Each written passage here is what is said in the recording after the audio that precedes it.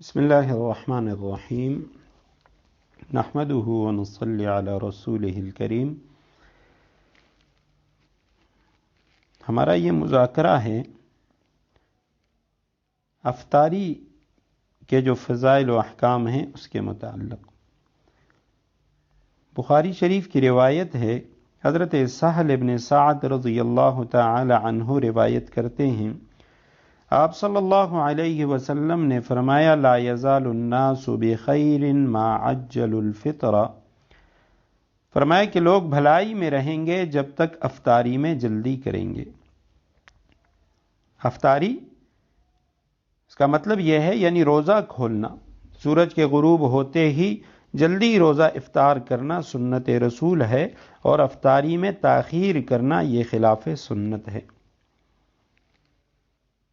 علامہ طحطاوی رحمہ اللہ وہ فرماتے ہیں، وَيُسْتَحَبُّ الْإِفْطَارُ قَبْلَ الصَّلَاةِ، نماز سے پہلے افطار کرنا مستحب ہے۔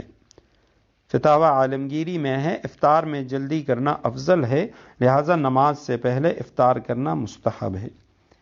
یعنی مطلب یہ ہے کہ غروب آفتاب پر یقین ہو جانے کے بعد روزہ افطار کرنے میں دیر نہ لگائے، لیکن اگر غروب آفتاب میں شک ہو تو صورت میں ہرگز افطار نہ کرنا چاہیے۔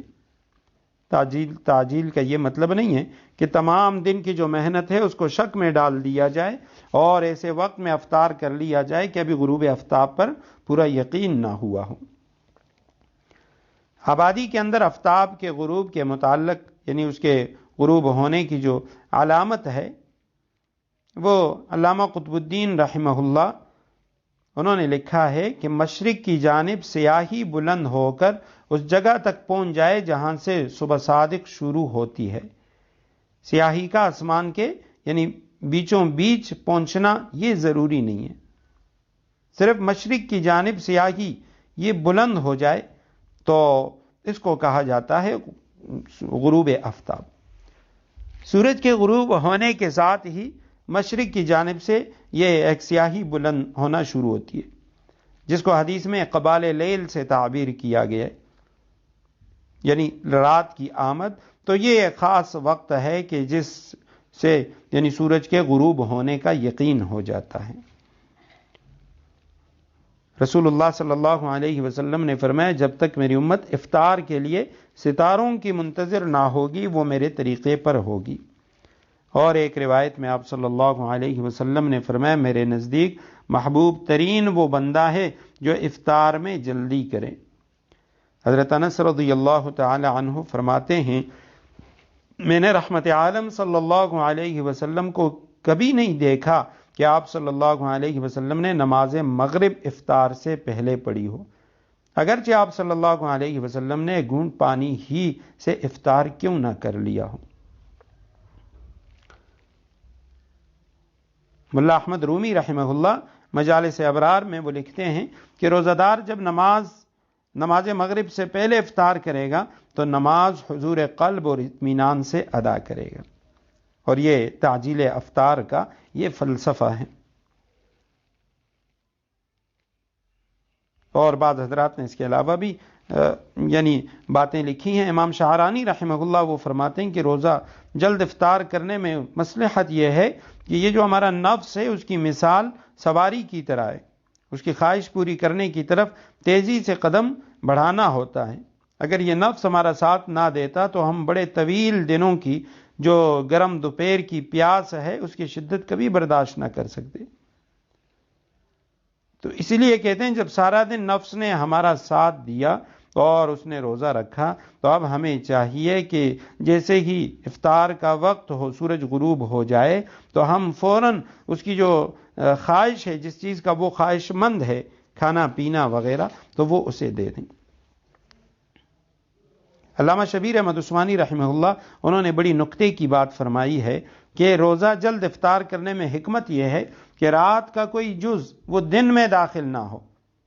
جیسے افطار میں تاخیر کرنے سے یہ بات لازم آتی ہے کہ رات کا حصہ وہ دن میں داخل ہو جاتا ہے، یعنی رات کو بھی انسان کا روزہ رہتا ہے کچھ وقت کے لیے، اور افطار میں جلدی کرنے سے روزہ دار کے لیے سہولت بھی ہے اور عبادت کرنے کے لیے یہ باعث تقویت بھی ہے۔ حضرت شاہ ولی اللہ رحمہ اللہ وہ فرماتے ہیں کہ میں کہتا ہوں کہ شیریں چیز کی طرف طبیعت کا میلان ہوتا ہے، بالخصوص بھوک لگنے کے بعد، اور جگر جو ہے وہ شیریں چیز کو پسند کرتا ہے، اور عرب کی جو طبیعتیں ہیں وہ کھجور کی طرف مائل ہوتی ہیں، تو اس لیے یعنی روزہ جو ہے وہ کھجور کے ساتھ افطار کرنا چاہیے، اور رسول اللہ صلی اللہ علیہ وسلم نے روزہ کھجور کے ساتھ افطار کیا ہے۔ جبکہ بعض حضرات نے پانی سے افطار کرنے کا بھی لکھا ہے۔ علامہ ابن قیم جوزی رحمہ اللہ انہوں نے یعنی پانی سے روزہ افطار کرنے کے ایک فلسفہ لکھا ہے کہ یعنی اس وقت پانی پینا چاہیے افطار کے وقت۔ اور بعض حضرات نے یہ بھی لکھا ہے کہ کھجور سے افطار کرنے میں اس کی حکمت یہ ہے کہ اس کو آگ مس نہیں کرتی، اور کھجور جو ہے یہ جو بینائی کی کمزوری ہے اس کو زائل کرتی ہے، جو عام طور پہ روزے کی وجہ سے پیدا ہوتی ہے، اور کھجور یہ معدے کا تنقیہ کرتی ہے، اسے صاف کرتی ہے، جو بدن کے اعضائے رئیسہ ہیں تو ان کو طاقت پہنچاتی ہے۔ علامہ ابن منذر رحمہ اللہ وہ فرماتے ہیں کہ کھجور سے افطار کرنا انہوں نے اس کو لازم کہا ہے کہ لازماً کھجور سے افطار کرے، اور بعض حضرات نے لکھا ہے کہ زمزم کے پانی سے افطار کرنا یہ مسنون ہے، اور بوقت افطار زمزم کا پانی اور کھجوریں دونوں میسر ہوں، فرمایا یہ نور علی نور ہے۔ ابو داود شریف کی ایک روایت ہے، رسول اللہ صلی اللہ علیہ وسلم نے فرمایا جب تم میں سے کوئی افطار کرے تو کھجور سے افطار کرے، اس لیے کہ کھجور برکت کا سبب ہے، اور اگر کھجور میسر نہ ہو تو پانی سے، کیونکہ پانی پاک کرنے والا ہے۔ اور اسی طرح سحری کے فضائل میں جس طرح احادیث ہیں، اسی طرح افطار کی فضیلت کے اندر بھی کئی احادیث ہیں، اور بعض احادیث اگرچہ سند کے لحاظ سے کمزور ہیں لیکن ہمارے بڑے مستند علماء نے ان کو اپنی کتابوں کے اندر نقل کیا ہے۔ ایک روایت ہے کہ اپنے بیوی بچوں کے ساتھ افطار کرنا، گھر والوں کے ساتھ افطار کرنا چاہیے، اس لیے کہ جو اپنے اہل خانہ کے ساتھ، بیوی بچوں کے ساتھ افطار کرے گا اس کو ہر لقمے پر ایک غلام آزاد کرنے کا ثواب ملے گا۔ اور افطار کی جو مسنون دعا ہے، اللہم لک صمت وعلی رزقک افطرت، ابو داود شریف کی روایت میں ہے، حضرت معاذ ابن زہرہ تابعی وہ نقل کرتے ہیں کہ آپ صلی اللہ علیہ وسلم جب افطار کرتے تو یہ دعا پڑھا کرتے تھے۔ اور عبداللہ ابن عمر رضی اللہ تعالی عنہ کی روایت ہے کہ آپ صلی اللہ علیہ وسلم افطار کے وقت یہ دعا بھی پڑھا کرتے تھے، ذہب الظمأ وابتلت العروق وثبت الاجر انشاء اللہ، پیاس چلی گئی، رگیں تر ہو گئیں، اور خدا نے چاہا تو اجر و ثواب جو ہے وہ قائم ہو گیا۔ اور یہ افطاری کی دعا کے اندر عام طور پہ جو لوگ پڑھتے ہیں وَبِكَ آمَنْتُ وَعَلَيْكَ تَوَكَّلْتُ، یہ الفاظ رسول اکرم صلی اللہ علیہ وسلم سے ثابت نہیں ہیں، یہ غیر مسنون ہیں، اس لیے ان کلمات کو افطاری کی دعا کے اندر شامل نہیں کرنا چاہیے۔ اسی طرح بعض علماء نے لکھا ہے کہ افطار کے وقت استغفار کرنا چاہیے کہ اس پہ بڑے اجر کے وعدے ہیں، یا واسع المغفرہ اغفر لی، یہ لفظ بھی بعض کتابوں کے اندر لکھا گیا ہے۔ اور اگر کسی روزہ دار کے پاس افطار کرے تو پھر اس کے حق میں یہ دعا دے، افطر عندکم الصائمون واکل طعامکم الابرار وصلت علیکم الملائکہ، کیونکہ روزہ افطار کرانے کا بڑا ثواب ہے۔ رسول اللہ صلی اللہ علیہ وسلم نے اس کے متعلق فرمایا کہ جس نے روزہ دار کا روزہ افطار کروایا تو اسے بھی روزہ دار جتنا ثواب ملے گا، اور روزہ دار کے اجر و ثواب میں کوئی یعنی نیکی کم نہ ہوگی۔